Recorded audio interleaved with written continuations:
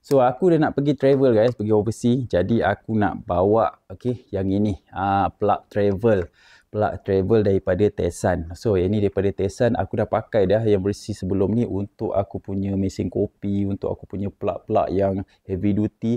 Memang mantap je nama Tesan ni. Okey, first korang tengok yang ini dia sediakan 4 dia ada sediakan 4. So bagi atas ni pun ada lampu, dan dekat sini yang menarik je, dia ada 4 USB port, 2 Type C dan 2 Type A. Jadi yang ini korang tak payah nak bawa dah charger, dah. Dan yang ini dapat sekali dengan UK plug lah. So boleh pakai kalau kata pergi travel, kau cuma bawa beli adapter saja. Kabel dia sumpah tebal. Tebal gila. Kau tengok ini kabel memang high quality punya.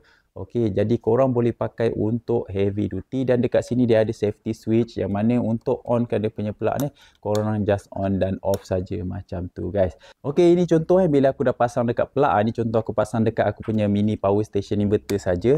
Dia on. Dekat situ. Lepas tu dekat atas ni korang dah boleh pakai untuk lampu tidur. Nampak dia ada 3 brightness. Memang mantap ni.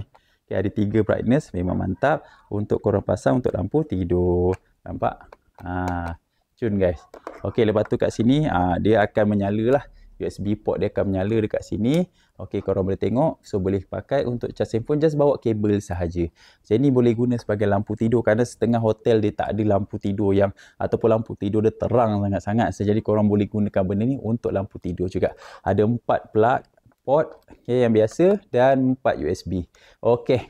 Ada dia punya switch on off dekat sini, dan ada lampu. Apa lagi nak?